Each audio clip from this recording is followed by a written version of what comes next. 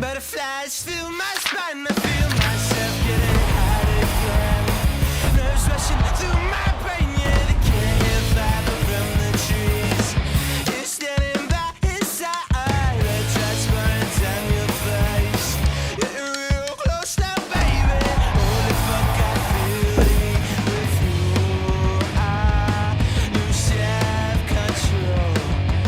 Now I found that you're not one to hear me now.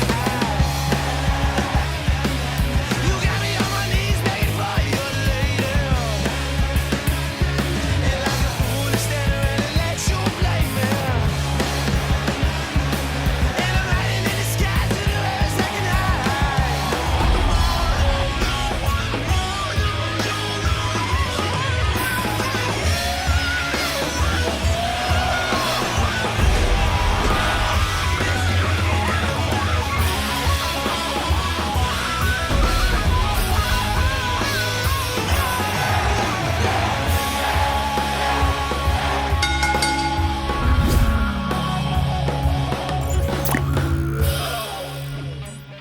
Hi, my name is Leo Connors, and welcome to The Ring and All Other Sports. Tonight, I got a very special guest, professional wrestler, the real deal, Brandon Locke. How you doing, sir? Not bad, how are you? I'm doing excellent. Thanks for having me. No problem. All right, let's get right into it. Let's do it. Let's Where'd jump you in. grow up? Ooh, I moved around a lot. Okay. But mostly New Hampshire. Okay. Manchester, and I went to high school over in Raymond. Okay. So mostly, yeah. High school in New Hampshire with my dad. So All right. That's where all my years were. Where did you first see pro wrestling? Oh, man. It was a Saturday morning. Same thing that probably everyone else's story is. Same thing. My dad called me in. Wrestling Challengers on TV. Ultimate Warrior was running down, the ring, the shaking the ropes, Yeah. the body, and the whole thing. And I was probably, I always say 3 or 4. Wow. Young. Yeah, very yeah. young. And I was captivated. Of Right. course, like most people. Yeah, Right? and it was the Ultimate Warrior running down. Yeah, Because that I was saw him. Chief J Strongbow. That's what I was Yeah. Ultimate Warrior, the guy was larger. We always say larger than life, right? His body. That's why I've always been I always admired guys that had like the bodybuilding physique, and I tried to emulate that sometimes, throughout my career. It all started with him. Yeah. Yeah. No doubt. All right. Your dad, you said, was into it. Yeah. What about when you got older? Were friends in school and stuff like that into it too? Or do you have any siblings? So I have an older brother, Andrew, and an older brother, Jonathan. And they weren't really into it. And then growing up, I'm probably going to relate to a lot of other workers around New England or wherever, is not a lot of people really will say they like wrestling. Right. Especially, when you hit that weird school age where you're going to school and you want to talk about what happened on Raw. You want to talk about what happened, you know what I mean? Yeah. You want to go to a house show.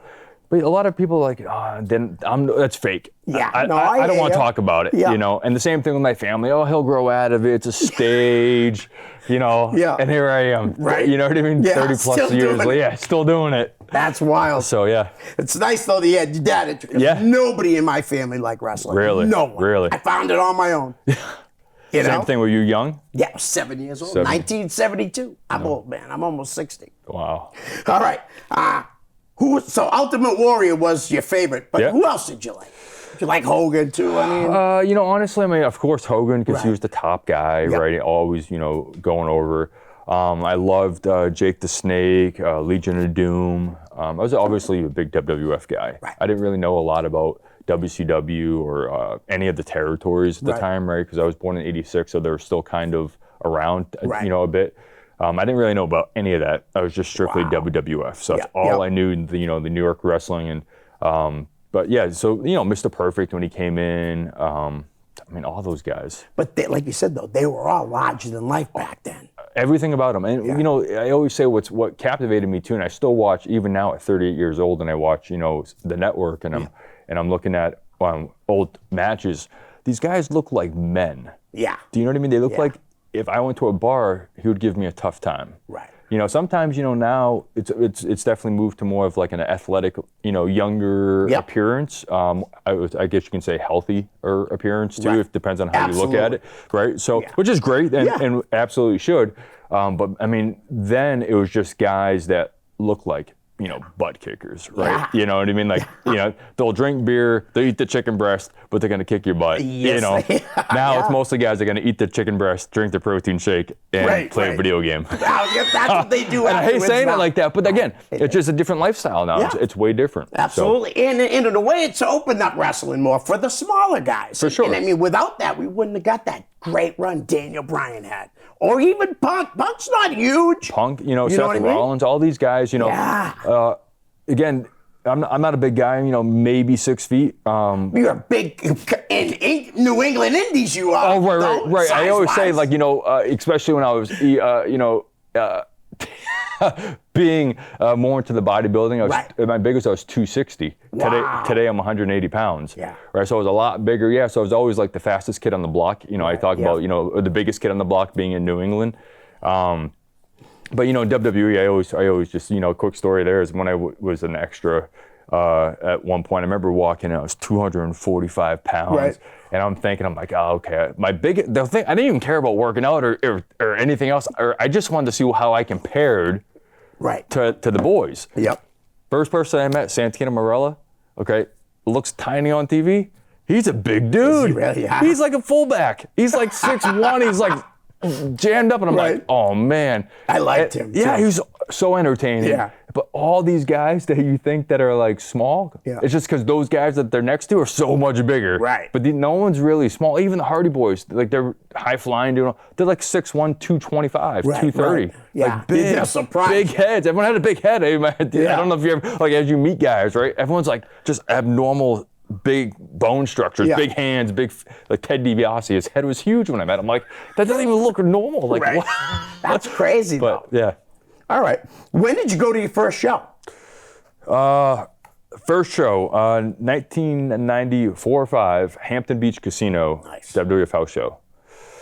Yeah, Do you remember anything about it? I do remember they were coming up the back stairs, which obviously, it's the same exact building as it was then. And I'll never forget, it was crowded, all the guys were coming in, and I put my hand out, and Bart Gunn, massive, shook my hand. Huge guy. Huge, right? Yeah. And I just remember his hand being so big. Right. The other thing I remember about that show, which, again, being a young fan, was the blue rope was on top and the red rope was on bottom. So now that I understand the business, something probably happened with the top rope and then broke and they probably just moved it down. I get it now. But then I was like, that's not right. That's not what I see. Like that red rope's got to be on top. Right. They can't. They can't break a hold if they don't grab the blue rope. Like I didn't understand it, but that's what I thought. Helmsley, Triple H was there, right? King Mabel. Wow. I think Bigelow might have been there. Talk about a big guy. Again, 6'10", that guy was. Massive. And he hurt everybody. Yeah. From what all the stories say, stiff. I mean, broke Undertaker's audible. It's so hard. I always think, even wrestling some guys now that are big. Right. I think it's so hard for them to find to find a way to be loose because they're so big. Yeah. Right. So even when they're trying to be loose, like when I did a couple of things, in WWE and I worked out with some NFL football players. I mean, big guys, just huge. No matter what they did, it always felt just way stiffer, tighter than anything that I've worked around here. Right. And I'm just like, oh man, relax. Like, don't kill me. Yeah, I'm like, you're breaking my collarbone. Like you tie up and he's like, breaks my collarbone. That's wild. What about your first indie show? Did you work it, or were you a fan? I never even knew what the indies were. A lot of people say that. I never knew. A lot of people. I mean, I remember, we'll probably go into this, but I mean, the whole thing about starting the wrestling business, I wrestled at Slam Tech with Bob Evans, Sonny, Maverick, Alex Arion were there. Those are the top guys that were there. Tarzan Taylor, he was all there. He's on the list too. They were all there, and I'll never forget the first indie show. That's when I learned about independent wrestling. I was like, "What? There's other shows." Green Mountain Wrestling was the first exposure that I had. They were I think they were filming their TV right in the Slam Tech, school at the time. It was on that third floor right here in Asheville. I don't know if you remember that. Around the Rotary. Yeah, in the Mill building. Yeah. I went to a couple shows, a couple Green Mountain shows. And it was the Green Mountain shows. But that's where my first exposure was. I had no idea that it existed. I remember seeing, now again, always kind of looking backwards. I remember seeing a lot of posters on the telephone poles. Yeah. Because they used to run a lot at the Hudson Lions Club in Hudson, New Hampshire. Jeff ran there, and then he ran at the St. Stan's on Airport Road. Okay. I never correlated that was pro wrestling. Right. Like I remember, I can vaguely see in the sign, but my dad wasn't taking me anywhere unless it was WWF. Right, of You know what I course. mean? Right, He was into it, but not into it. Right. If you're into the indies, you'll go, but if you're not, you're not gonna bother. Yeah, exactly. That's awesome. All right, when did you know pro wrestling was something you wanted to do, try, get into? Oh man, I honestly from day one really. Yeah, I just always wanted to do it. I just loved it, and I still love it. It's like there's something about, obviously, the business is a lot different even from when I started in 2002 to now we're in 2024. It's exposed, right? And I think it needed to be, right? Because we don't. Again, I understand the whole kayfabe error and trying to pull the wool over someone's eyes. Hey, that what we're doing is real. But I think by coming out and saying, hey, listen, we're entertainment, like, when Vince kind of changed the whole thing, and now Triple H is really, now they show behind the scenes stuff more than they do probably on the in-ring stuff, right? And it's really interesting to see. And obviously they're going to show you only what they want to show you. So they're not showing you like the inner workings. They're just showing you like, hey, we're going to let you put your feet in. But that's when I knew right away. As soon as I started watching wrestling, I just knew I had to find a way to figure it out. And I remember the first time I ever had the courage, I sent a handwritten letter in I think I was like 4th grade. To Killer Kowalski's wrestling school in Malden. Nice. And I wish I had it. I would have brought it to the show. I'm pretty sure Mike, I got a letter back, but I'm pretty sure Mike Hollow is the one that sent me the letter back. And it was a typed letter, and I think it was signed. And it was just pretty much saying, you need to wait till you're 16, et cetera, et cetera. But, That's wild. But yeah, that was my first exposure, like, you know what I mean, to like really wanting to do it. Mike Hall, one of the best trainers around. Yeah, absolutely. No doubt. So much respect. So Mike and I, him and I always laugh about this. When I was under, Steve tutelage, Steve wanted to put everybody out of business. And you know what I mean, like like that competition, like the territory. Again, being young and impressionable, it was fun. It was such a good time because I felt like we had the competition. Mike and I go. Mike goes, I didn't even know we were in competition, but we laugh about it now. I'm like, I don't know either, but it was Chaotic fun. thought they were in competition too at the time. It was like button heads. Yeah, it was such a good time, and Mike Hall, he's trained so many top guys. I love the guys on TV today. Everybody. Not saying he had completely trained him, but he had a hand in Kofi and Todd. His imprints on all of them. And you can see it in their work, and you can see the amount of respect they have back for him, which means, besides what he showed them, from a thing, they just respect Mike as a man. Right. Because they still will go out of their way to, I know that, they've done a few things with different wrestling schools around. Where they come and just talk about Mike Hollow and kind of put over whatever school they're pushing. So it just shows you how much respect he has. Oh, absolutely. For guys to still, that once they reach that pinnacle, they're still able to come down and say, hey, this is the guy that keep me. You know what I mean? And say all good things about him. All right. So now, I know this, but who trained you? All right, so I'm going to give credit to a few people. I'm going to say Sonny Goodspeed, Bob Evans, Maverick, Alex Arion, and then I would say my most influential trainer in the sense of, because he kicked my ass, was Steve. Steve Bradley. Steve Bradley. I always say, I always think about it, he was honestly like my second dad. Because I was his first student. You're right. I was his very first student. Yeah, there's a whole little thing that happened. It was Slam Tech, and Bob ended up having to move back to Rhode Island. Like he had to take, he was commuting up here to train guys Tuesday, Thursdays, and Sundays, I believe is what the schedule was.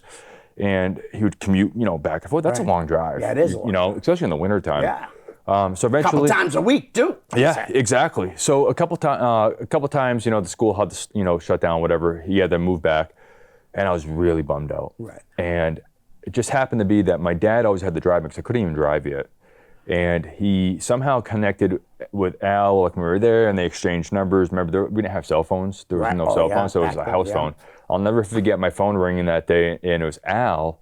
And my dad answered and he talked, and he goes, hey, someone's on the phone with you. I talked, and at first I was like, no way. Like, because Alex Arion was like, the main guy. One of the best guys probably ever to come out of New England. Like, especially the best that never got signed. Oh my, he is like, again, he'll kill me for saying this, but I've said to him, he's the Shawn Michaels of New England. He not only again, everybody respects him to the fullest, and his in-ring work, whether he's a heel or babyface, was spot on. His selling, crazy.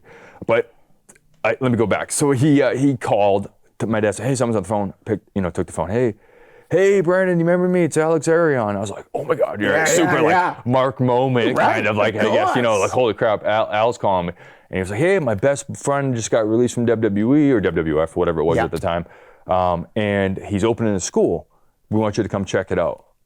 So I'm like, yeah, absolutely. I bought boots and everything for training. That's what I was using at Slam Tech. So of course, a few weeks later, I say, no, I'm walking into Top Rope. My dad drove me, and I remember pulling the door, and Al was sitting on the couch, and Steve, and a lot of people that know Steve, know that he always had glasses on and his hat, and he was always a big dude, very, very jacked up. And he was sitting there, and he was typing, squinting at his computer, right, pecking, because he was a pecker on the keyboard. And I walk in, and he just had this biggest smile on his face, and he was just like, Steve Bradley, Brandon, nice to meet you, man. Nice. And I just remember, I was like, holy crap. And then I wish I had pictures to show you, man. But the school, I remember seeing at the corner of my eye, you could see the ring. Right. But he also had, I don't know how he acquired it at all, but he was a talent that was signed. He had all those, the banners they used to hang in the arenas, like in your house banners. He had, I forget, 2 or 3 of them hanging from the wall. Right. And I remember going, oh my God, that was cool. From in your house. You know what I mean? Super, probably one of my favorite times, just that one moment, meeting him, seeing him just be so, hey, what's up, man? So Steve. And did you know anything about how good he was at the time? Did he even know who he was? Exactly. Yeah. Did he even know, again, because I didn't understand. Because you were in a magazine, kid. Yeah, I wasn't. Yeah, I didn't know, I knew WWF magazine, but I didn't know, was it WOW? WOW was a big one back in the early 2000s, but Pro Wrestling Illustrated, still going, which is great. Inside Wrestling, those are gone, but. I didn't know about that. I didn't know about even what dirt sheets were. I didn't know anything about that. But yeah, that was the first time that I ever heard of him, met him, but I was captivated. Yeah. You know what I mean? He was on the fast trip to WWE, and then that's what they say, then they got RVD and stuff, and they were and they sent them to Puerto Rico, and they left him there. They forgot he was there. Yeah, I'll never forget one thing he told me, and this is something I've always struggled with in my own career, is he told me one time, Stephanie pulled him aside, and he said, Stephanie goes, tell me about you. Tell me about yourself, because they're trying to find a character, right? Who are you? Right. And he couldn't come up with anything other than to say, I'm a pro wrestler. Right. So that's one-dimensional. Yeah. Right? Very, very, okay, everyone's a pro wrestler here. Right. What are you? Yeah. And he didn't have, I remember him telling me, he didn't have something to say, something to pitch, something to sell to Stephanie. Right. And he thinks that was, I remember him saying he thinks that was the beginning of the end, where he didn't believe that he was something different than just a pro wrestler. Right. Remember, they're looking for entertainers, so you could be larger than life. They wanted to put you on. I always tell the boys now, you want to get there, you got to picture yourself. Could you go on a lunchbox? Could you go on a backpack? Right. It's marketing is bigger than what you do in the ring. Yeah. And your marketing, the first thing before you even open your mouth is the way you look. Right. If you don't look marketable, and whatever it is, you could have a different character. I'm not saying you got to be a bodybuilder, but if you're not marketable, there's a good chance they're not going to see that you're marketable either. So very always, true. Work on your look. But yeah, that was it, man. All right. Tell us about your first match. Well, first match ever was a Battle Royal. Yeah.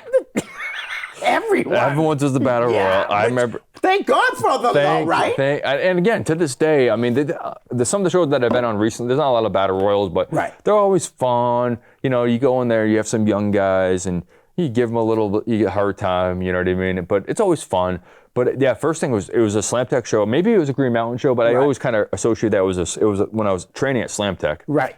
I had my boots on. My dad and I went to actually a wrestling store, someplace in Mass, that actually sold Olympic wrestling singlets, so something like you would see Kurt Angle wear.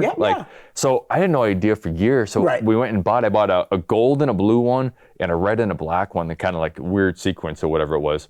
So I had 2 different colors, and I remember wearing the red and the gold and blue one out. Yeah. And I just remember I was so excited about seeing all these guys change in the locker room. It was a big thing. I was like, well, this is how it is. Yeah. My first time ever being in a locker room. Right. And I remember going to Bob, hey, what am I doing? He goes, don't worry, when you get out there, just throw a few punches and then listen to the guy. And I said, okay. So he said, hey, listen to this guy. I forget what his name was, but he was everyone was super nice. And he says, all right, man, I'm gonna let you hit me with 2 punches. I'm gonna have you throw a big one. I'm gonna dump you. Right. Okay. Yeah. Like I understood, like I didn't even understand what dump me meant, but I understood. I'm like, okay, it's probably where I'm going to be tossed. Yeah. So we all, you know, it was one of those battle royals when you're on the outside and then everyone slides in at the same time and then you start throwing fists. Well, sure enough, I go right to him, you know, and I start, I mean, gosh, I think I was 15, maybe 15. And I was probably 110 pounds soaking wet. And I was throwing these probably god-awful shots. I wish I could see a video. If someone has a video out there, please, send it to me. Yeah. I remember throwing 2 punches, and he says to throw the big one. And I went to throw the big one, and somehow naturally, he gave me a backdrop. Yeah. And I did a full flip in the air. And I held on the rope, like a post on the rope. I didn't even know that was a posting on the rope. But somehow I did it. He launched me, because, you know, I'm the young guy. You know, he wants to, and you're light. Yeah, I'm super light. And he was a bigger guy. He launched me. And I remember going head over heels, like, and I felt like I was in the air forever. Yeah. I landed on my feet. Wow. I landed on my feet, and then I like fell and rolled. And then I acted, you know, whatever. But I was just like, oh my God. I can't believe it. I was like, it was so surreal. I was probably in there, honestly, 5 seconds at the most. But it was the best 5 seconds of my life. I was gonna say, you know, like everybody's, right? It's the best 5 seconds. Absolutely. I came back, I was probably the first one. Oh, well, it was the first one back. And I remember sitting there going, ooh, I can't wait to hear my feedback. Right. How do you get feedback from throwing 5 seconds? Two punches and a backdrop out? You know, good kid, right? Somebody must at least said that. Good job. Yeah, of course. You know, you get that slap on the butt. Hey, the good job out there. I'm like, yeah, you know, and I was on a high. Right. You couldn't take me off cloud 9. That's awesome. You know, so that was so much fun. I just want to give credit to Bob Evans too. He trains a lot of people too. You know? I mean, Bob, great trainer. Mike Bennett. You know what I mean, Vinny.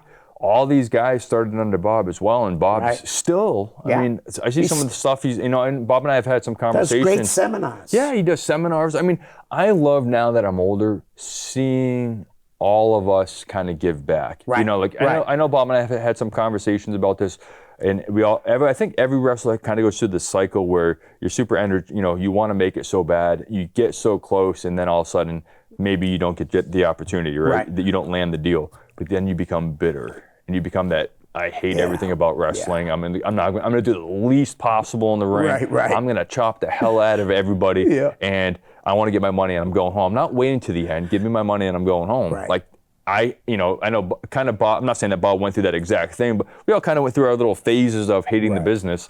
But yeah, I mean, he's now coming back, giving back. Like his social media presence, he's doing tons of seminars. You know, he gets a lot of engagement on the social media, which is great. And it's a good thing for the business. I mean, we're trying to keep this business going for long after we're gone. I don't want it to die. You know what I mean? Especially the independents, because this is really the heart of wrestling. Oh, absolutely. Okay, 100%. And there's so many companies in New England now. Yeah, WWF is the body. WWE is the body. We're the heart that pumps the body, right? Without all of us, you know, I'm talking to all you guys in the back and everybody in New England, all around different countries. Without us, there's no them. It's true. So without all of us putting in the work here, they wouldn't be a company. They can hire all the D1 athletes that are super athletic, but we're putting in the work. We're keeping the business alive. We're teaching guys how to actually wrestle, travel, make $20 and figure out how you're gonna put gas in, get food, and get to work the next day. Right? We don't, you know what I mean? And I'm not saying, you know, any of these D1 athletes, they shouldn't be there, because anyone that's there is deserving to be there. I'm just saying it's like, you know, we're this indie level, if we want to call it that, right? Is the minor leagues, but we are keeping this business alive. Before we get to the fan questions, I happened to notice, I went on the cage match thing, and I saw that you wrestled Brad Baylor. Yes.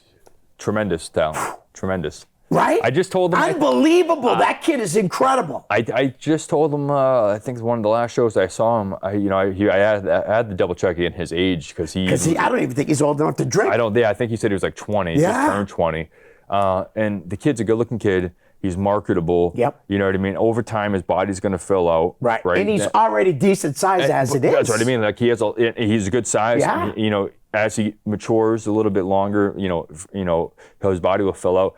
And I mean, his work. I mean, he was my first match back after a 5-year really? layoff. I did not know that. And I remember saying to him, like, hey, listen, I apologize ahead of time if I stink up the ring, right? Because I'm like, I feel like I went and trained a little bit before, but I'm like, I feel like I have 2 left feet. I feel like I've lost a step, which is kind of natural. I said, I apologize if I have to ask you like 3 or 4 times what we're doing, because my head's going to be everywhere. I'm going to be trying to focus on controlling my breathing, this and that.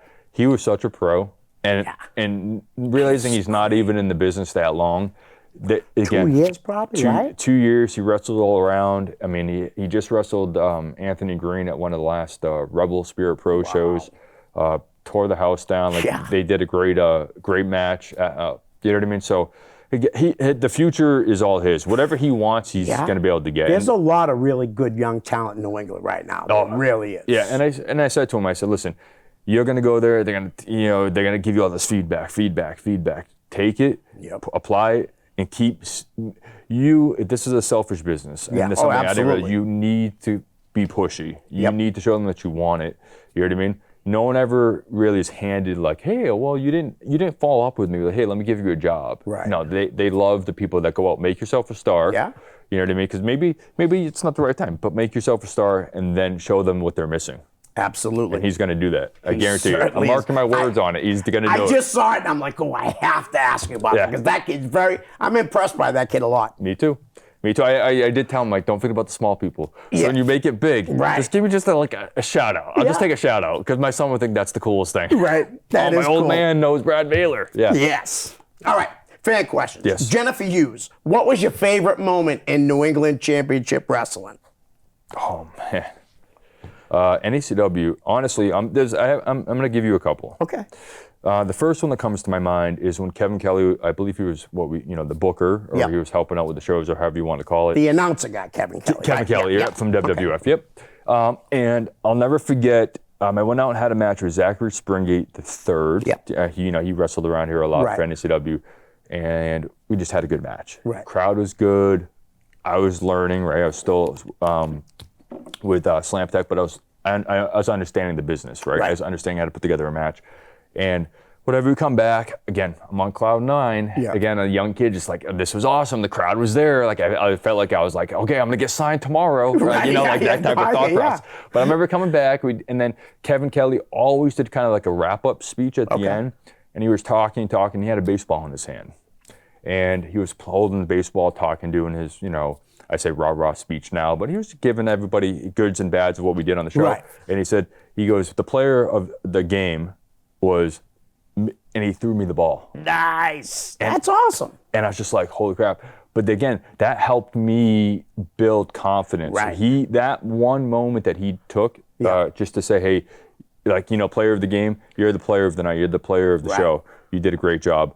And he tossed me the ball, and I still have the ball to this day. That's awesome. It's just a regular baseball. Nothing special about it. But it's special to me because that moment was like, okay. Yeah, now I can do this. This guy who I saw on TV said I can do this. Yeah. Now I believe in myself. Because, again, like everybody, we all have our doubts. Oh, absolutely. But that was a defining moment. The other moment, this is kind of like all together, but I don't remember the town, but George Carroll was the booker for NCW. I walk in. George was like, Brandon, I got to talk to you. I'm like, all right. So I go. I'm like, I think I'm in trouble because sometimes then people know you guys are gonna laugh when they hear this, but I have a foul mouth in the ring. Sometimes I let words out, even in promos that I probably shouldn't say. It just naturally comes out. Yeah. You know what I mean? And I got to work on keeping that in. So I thought I was gonna get in trouble for swearing or doing something stupid. But he goes, hey, listen, I'm gonna give you a manager, which is probably because I swear, because then I can't talk. So I was like, oh. He goes, I'm gonna put you with this kid over here. And he kind of goes like this. And I look, and I'm like, this is a rib. It was Adam Barasano. Yeah. But Brad Adams. The rock guy. It was not the same guy you see today. Right. Not even close. It was a guy with long hair. I'm pretty sure he had a cowboy hat on. I don't even know. I'm not nothing against skinny jeans, but I think he had skinny jeans and cowboy boots on. Like he just, in wrestling terms, looked like a tool. Yeah. And I go, you got to be kidding me. I don't want a manager, George. He goes, listen, he's brand new. He's just getting a start. I think that you could teach him a lot because I was a heel. Yeah. Right? You could teach him a lot. Right. And I was just like, all right. I was always a company guy. No matter what company I work for. Right. Whatever they want, it's their show. You should be. Yeah. And who am I to say, no, go pound sand. I'm leaving. I'm taking my ball and going home. Like, okay. Whoop-de-doo that day. Brandon left. But that was a moment because at first I hated it. And I tell Adam that. I absolutely hated it. I'm like, you sucked.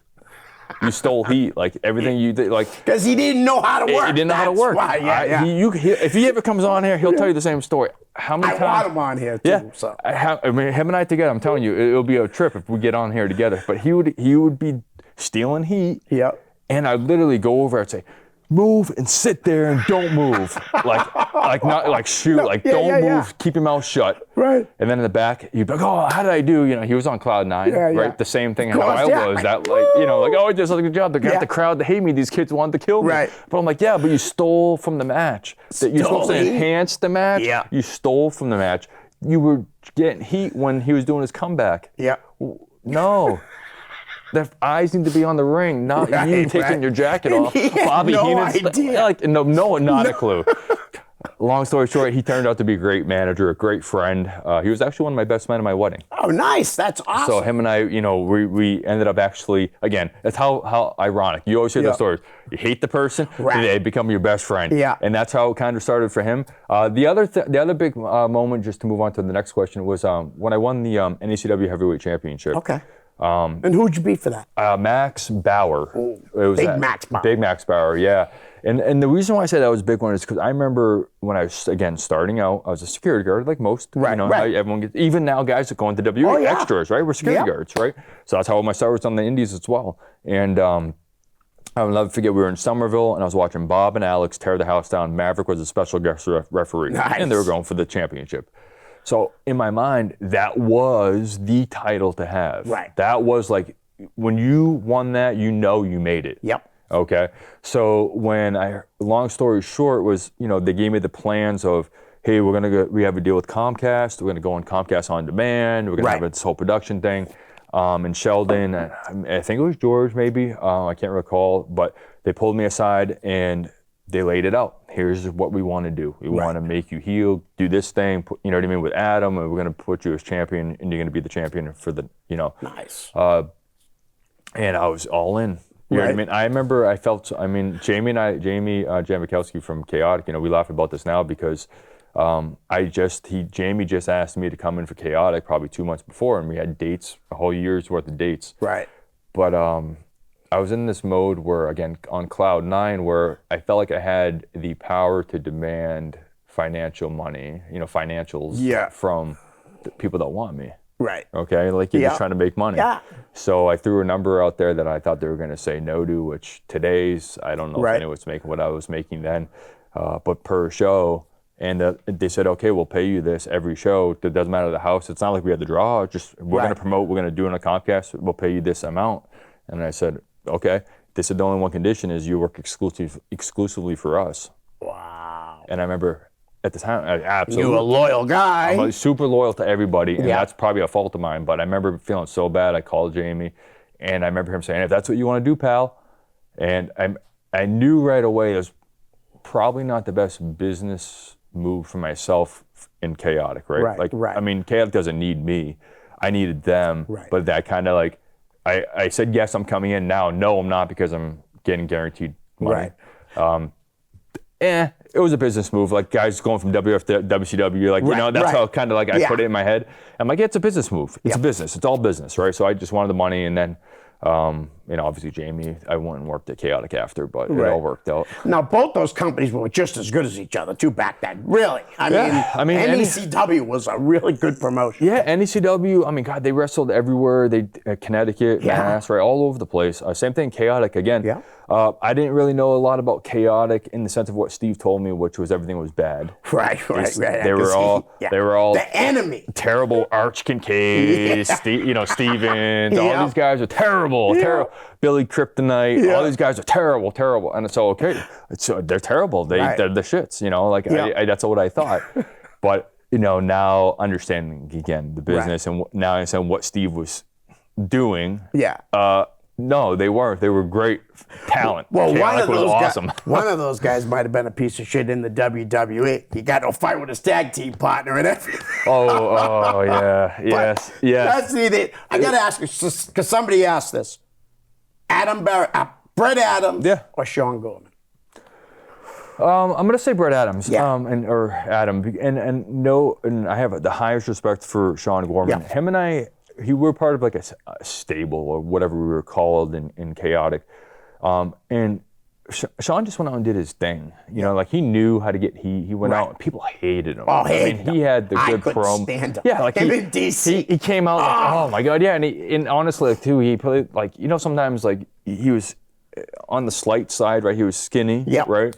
And he'd come out and he was cocky and you know, his facials were on point, and he'd get on the stick and cut a promo, and the crowd just hated him. Oh, yeah. He didn't have to do anything in the match. Right. So him and I, like, interacting-wise, I wouldn't say we really did that much. Right. But where Adam and I really fed off each other, you know, especially where I felt like I was kind of helping get Adam understand the business. Yep. So a lot of times I'd be calling spots as like I have a guy and thing. I'd give Adam the look like this is your cue. You know what I mean? Right. So I felt like I had a lot more connection with him, trying to get him. And then when things started to click for him, that's when I was like, okay, now you're getting Take it. the next level. Yeah. So again, I say Adam. I know Sean would be like, oh, B-Lock's piece of shit. No, I'm just kidding. But whatever. All right, Matthew Poisey. Did you get heat from Joel Davis for using the Real Deal nickname? And were you a fan of Joel Davis's growing up? Joel Davis, I don't think doesn't like me. So, and Sonny challenges to a fight. Oh, really? On tape. Oh, jeez. That's wrestling. I don't know what to say. It's the wrestling business. But honestly, again, Joel Davis might be watching this. No disrespect to Joel Davis at all. Never even knew who he was. Right. Never heard of his name. Yeah. Nobody ever told me you his weren't name. in it. You didn't really know the Indies. Didn't know the Indies. How would you? How would you? If, I knew Joel. Yeah. I didn't hear about it until probably a year after I had the name, The Real Deal. Right. How I found that, I was going to the gym. Remember Muscle Development? It was the bodybuilding magazine. I was super into bodybuilding because I remember Ultimate Warrior was trying to get that look. I was flipping through, and there's a bodybuilder called The Real Deal Chris Cormier. Okay. And I remember saying, The Real Deal Brandon Locke. Yeah. Sounds good. I went, I thought it sounded good. I'm sitting there going like, okay, because that's like, that's not like I can be myself. Right. And what does the real deal mean? Well, just what you see is what you get. Yeah. You know what I mean? If I'm gonna kick your ass, I'm gonna kick your ass. Right. If I'm gonna kiss your baby, I'm gonna kiss your baby. Like, I'm what you see. And I remember going to Steve. I'm like, hey, Steve, I want to be the real deal. And he kind of looked at me like, what? He didn't like it right away? Well, yeah, because I think he was more envisioning, he wanted me to be, at the time, John Cena was just coming up, right? Okay. So he wanted me to be the white boy rapper gimmick, okay, because remember, I was a skinny white kid, right? At the time, I had bleach blonde Eminem hair, because Eminem was huge. Did you have a bandana? I did not wear the bandana, because that was Steve's deal. Okay. But yeah, no, I had, and his vision of me was to be a trailer trash, wannabe rapper, right? You know what I mean, kid, and that would be, and he wanted me to have like a totally different name, but he said, hey, listen, just let's roll with it for now, and I just stuck, and that's it, and then everywhere I go, people are like, oh, what's your shoot name? I'm like, Brandon Locke. Like, what's your work name? Brandon Locke. Yeah. Wait, what? Yeah, I use my real name. Most people don't. Most people don't. Yeah. I feel bad. A lot of the guys now, I only know them by their work name. Right. Yeah. Like, if I hear someone's real name, I'm like, who are you talking about? Right. They're like, and then they say the work name. I'm like, oh, yeah. I know that guy. I know him. Like, that's how I know everybody. But, yeah, so, again, no. I mean, Joel Davis, him and I can, if you want to fight for it, let's go. All right. Joel's a scrapper. Seriously, he does MMA and everything. That's why I was like, but he challenged me and Sonny together, 2-on-1. So I feel confident. Listen, I fake fight, so let's. All right. So, Caleb Evans, how did you meet your wife and get into the industry you're in? Now, is he talking about the bodybuilding? No, he's talking about, so, great, because I know you had Brian Privatera, so I owe actually a lot to Brian for my personal life. Brian said hello. Oh. I'm glad we brought him up because I would have forgotten. Two awesome guys again. Really, Go way back. But I owe Brian my whole personal life, and he knows that. And we've talked over the years, and the whole thing started with Brian walked in the top rope. I was the only guy in there. Brian was looking for Steve. Steve was out doing whatever he was doing. Right. I was kind of running the show, training the guys, putting them through the drills, and Brian walked in. Whatever, make a long story short, Brian signed up. Scott Reed was obviously still training with us, and he went and got a job where Brian was working. I didn't really understand what they were doing. So I'm like, okay, that's cool. That's cool. This guy kept saying, yeah, I'm making, $16 an hour and getting bonus. Right. And I was like, oh man, really? I'm busting my butt for like 12. Right. Brian's like, yeah, I'll get you in, whatever. So it's the collection industry. Okay. Right. So you collect on like I'm still in it, 17 years in November. Wow. And we collect on like financial, money that's owed to banks, medical facilities, etc. But Brian got me in, and I'll never forget it. My wife today interviewed me. Wow. Let me add a twist. Let me add this little twist. With at the time, her current boyfriend. Wow. So I was sitting across the conference room. It was them two next to each other. We were talking. I was trying to grow my hair out because wrestlers grow their hair out. So it was like, I don't know, down here, like my blonde grew out, and it was like, whatever. It looked terrible, I'm sure. And she probably didn't think so, though. Well, if you ask her, someday you probably will, is she didn't think much about me at the time. So again, that's how I met. That's how when I first met her. Right. We didn't really start talking. All of a sudden, one day I was calling Scott. So we were in these cubicles. Yeah. And Scott was probably, I don't know, say 3 or 4 rows of cubicles away from me. And we could call it his extension. So I would call his extension. We would talk and shoot shit, right? All of a sudden, he worked for Rebecca, or my wife. And all of a sudden, she pops over my cubicle. And she has these blue eyes, like blue eyes. Right. Pops over and they're huge. She goes, are you talking to my employee? And I felt like I got shot with an arrow, by Cupid. I fell in love like that moment. Wow. And I could tell you just tons of stories about that. But I flirted with her. I was 18, 19. Yeah. Again, she's going to kill me for saying this. Sorry, babe, love you. But she was 32, 13 years older than I was. And but she was in a boy. So my boss was her boyfriend. Right. But I was flirting with her You nonstop. didn't care about the boss? I could give to I didn't care. I didn't need the job. I was a wrestler. Young? Yeah. I was shooting my shot, as they say. Good and for you. I used to buy her coffee. I would purposely park in front of her window where her desk was. And I was in better shape. So, I would go and when after work, I knew she would still work and she was sitting at a desk, I'd go out. I would get changed into my tank top right in front of her window. Yeah. All these kind of small things, everybody in the office saw it. Right. I got actually confronted by her boyfriend at the time. His name was Mark. He called me and he goes, hey, I want to talk to you about your numbers. You're not hitting your numbers.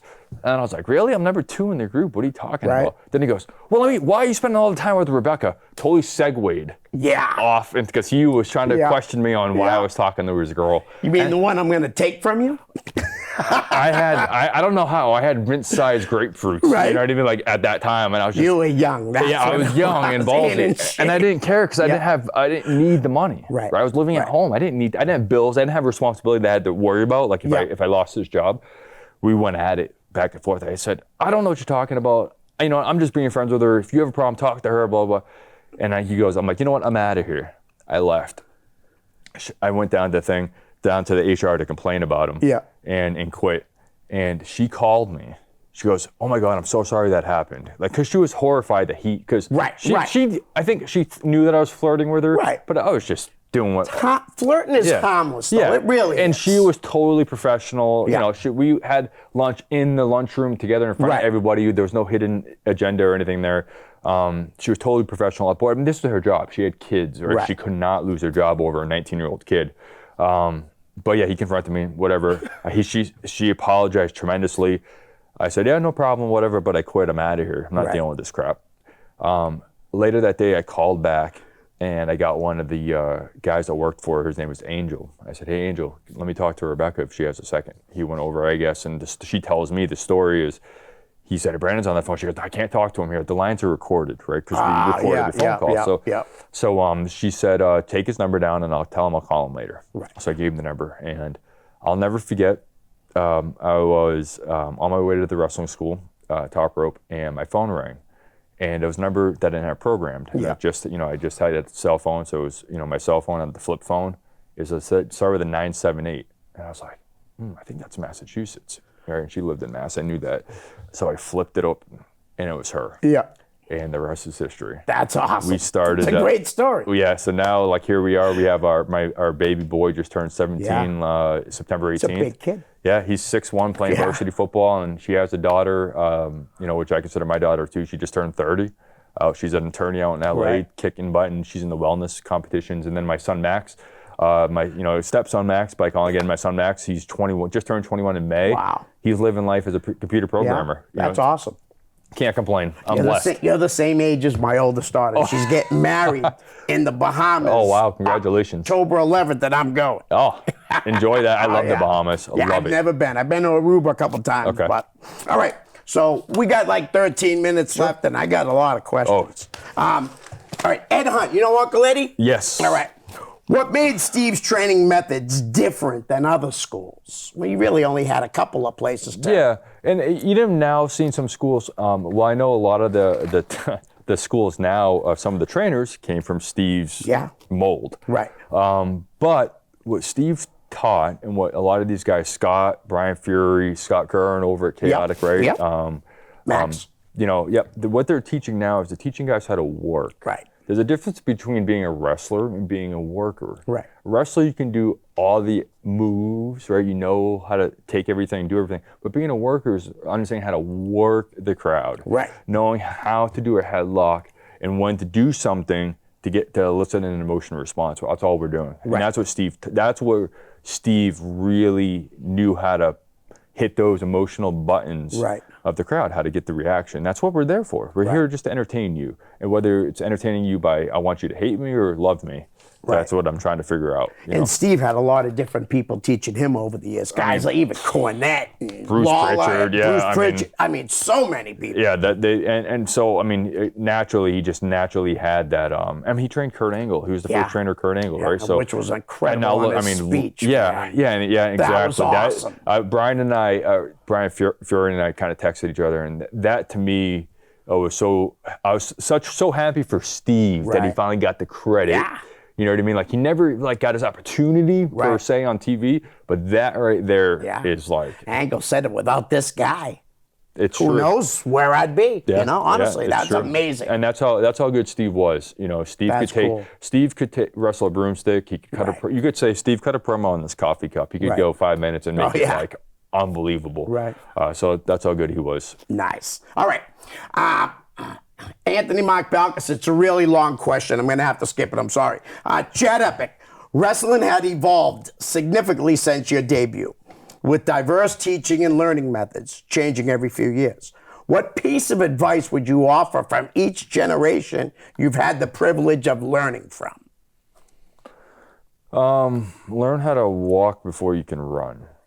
And I understand the question, but I kind of like the way what I teach. Let me just say how what I teach guys now is when I work with guys. I think sometimes they're like, "Oh, cool, I'm wrestling Brandon. Right, he's been around for a long time." Yep. But when we put together the match, I'm putting in the match to entertain the fans. I'm not trying to entertain the boys. Right. Okay, so I'm not looking to do moves. Yeah. I'm looking to get a reaction. Right. So that's one thing that I just want to teach guys is, when you're putting your matches together, right? Think about what you're doing and how is everything you're going to do eliciting a response. Right. Or are you trying to if you have a storyline, whatever it is, you got to try to get that emotion out of people. It's not about doing the moves. The moves are secondary, right? To how you do them. Does that make sense? I'm trying to how to explain. Yeah, it does. Regal. There's not a wasted movement or facial. Right. Everything had a thing. Don't just do something. It's still very cliche now when you do a comeback. 3 punches. Right. You know what I mean? 3 bombs. Right. Yep. You don't have to do that. That's how you're taught because that's the easiest way to teach. But as you gain experience, figure out how you can throw the swerves in there and figure out how you can make yours unique. Again, it's hard to be so unique because there's so many good wrestlers now and creative people, but there's always something you can do as a character that you can work to people. So I would just say, just learn the basics first. Stop worrying about how I can learn how to moonsault because you can learn that eventually. Learn how to put a headlock on.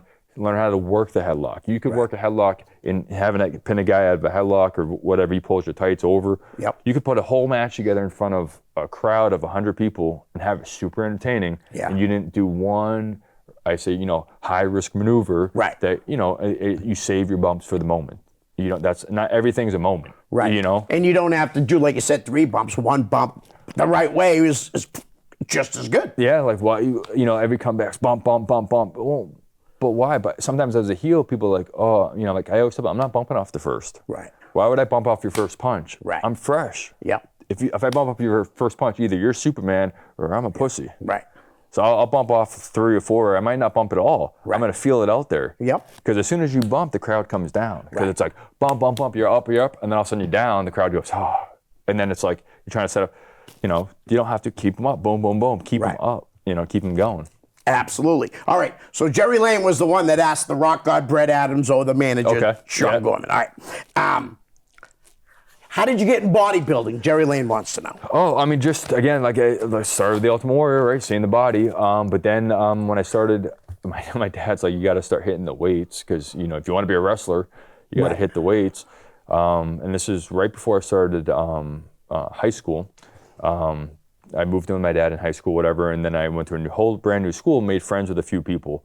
And one was like, hey, listen, there's this gym, this place called Dave's Iron House Gym, it's in a barn. It's in his in his barn. I was like, okay. Got on the bus with him. Yeah. Got dropped off at the spot. Walked over. Walk in, and I'm gonna say this wrong. He was a paraplegic, maybe. Like he couldn't. He was in a wheelchair. Like So if I'm saying that right, he passed since, but he started me, and he taught me everything about bodybuilding. He would I walked in and he had all the old Flex magazines in a rack. Like he was a huge bodybuilder. He had like a full gym today that puts gyms today to shame. In his barn. He had 2 rooms. And it was cold. In the winter, it was cold as shit. In the summer, it was hot. Right. And I loved it. Yeah. And I'd go in there, and that's when I was like, I remember I couldn't even bench a quarter on each side of the bar, and my buddy over here is like repping 135. That's how I started, though. But yeah, that's how I got into the bodybuilding. But then actually competing, I just said, hey, listen, again, I hate dropping names here, but John Cena's brother, Matt Cena. Yeah.